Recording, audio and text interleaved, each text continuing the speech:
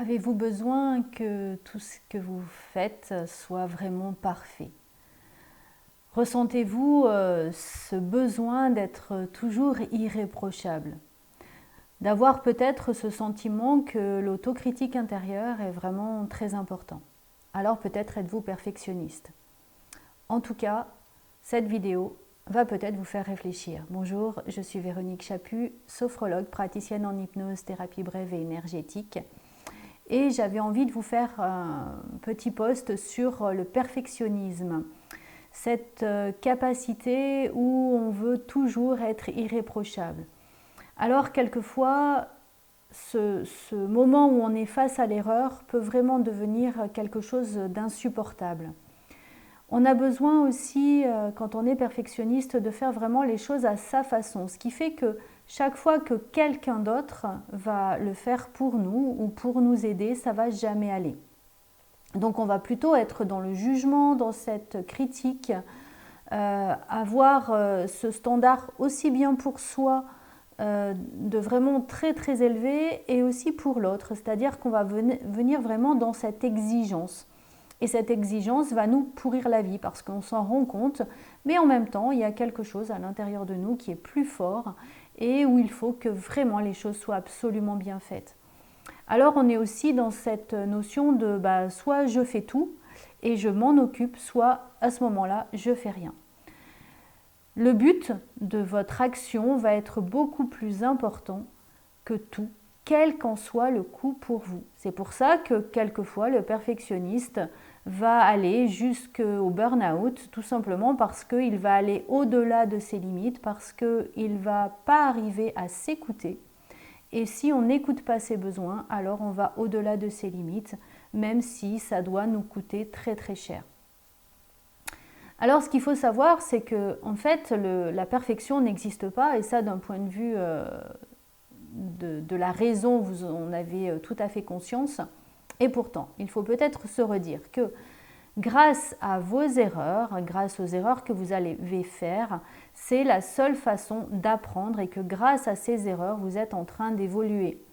Donc de pouvoir regarder les choses de cette manière-là va vous aider en tout cas à relâcher un petit peu ce standard très élevé, en accueillant le fait que c'est peut-être pas parfait, mais que ça vous permet d'aller vers cette perfection.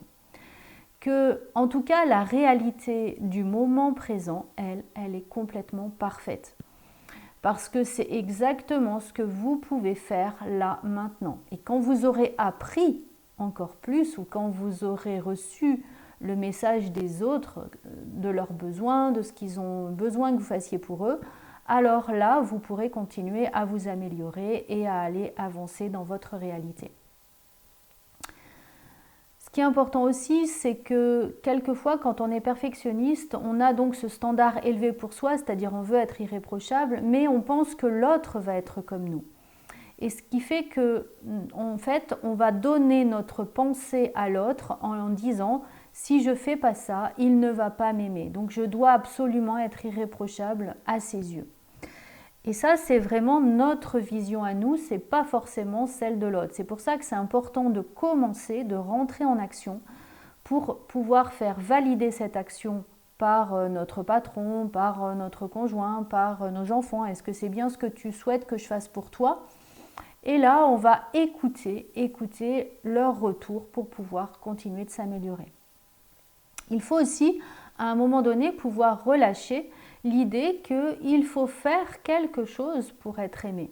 Quand on parle d'amour inconditionnel, c'est un amour sans condition.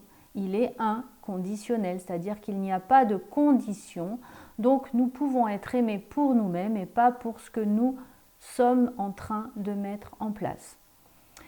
Et là, c'est vraiment très important, et vous pouvez observer, on fera un post la prochaine fois sur la capacité à recevoir, mais là, ça vous parle vraiment de qu'est-ce que vous pouvez accueillir.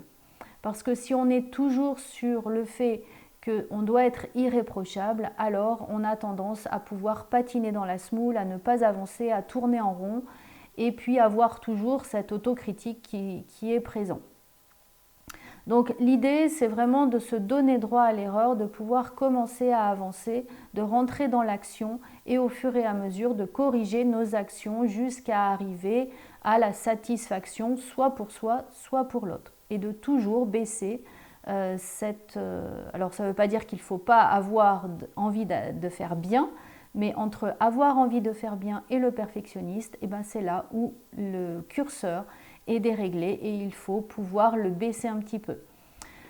Lâcher cette notion de perfection va vous permettre aussi de rentrer beaucoup plus facilement en confiance en vous, et lorsque vous allez commencer à reconnaître que ce que vous avez fait c'est plutôt pas mal et que la prochaine fois vous allez pouvoir faire mieux, déjà ça vous donne l'ambition de pouvoir faire mieux.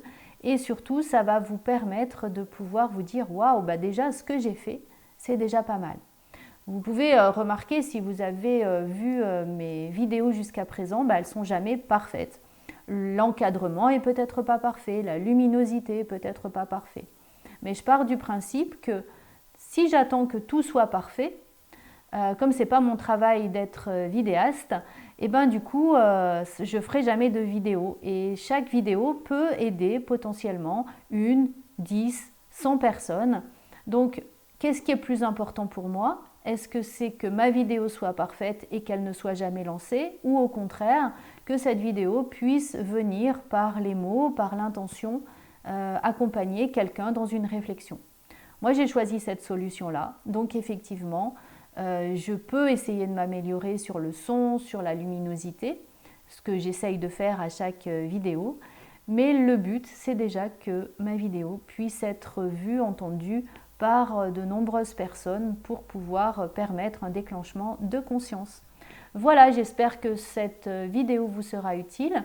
Et puis, on essaiera d'aller voir dans une prochaine vidéo la capacité à recevoir. Une dernière petite astuce au niveau de ce perfectionniste, posez-vous la question, qui a dit qu'il fallait être irréprochable? À quel moment j'ai validé l'idée qu'il fallait être irréprochable? Et peut-être que vous allez tomber sur un souvenir d'enfance, sur une personne en particulier qui vous a fait remarquer qu'il fallait refaire, que c'était pas bien.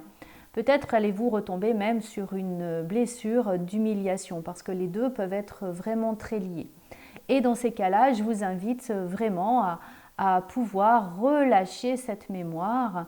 Donc peut-être allez voir la vidéo sur l'humiliation. Et peut-être commencer justement à guérir cette blessure pour que ce perfectionnisme ne soit plus un trait de comportement qui puisse vous nuire, mais au contraire, une envie de bien faire qui soit à votre service. Je vous invite à passer à l'action et belle journée à vous.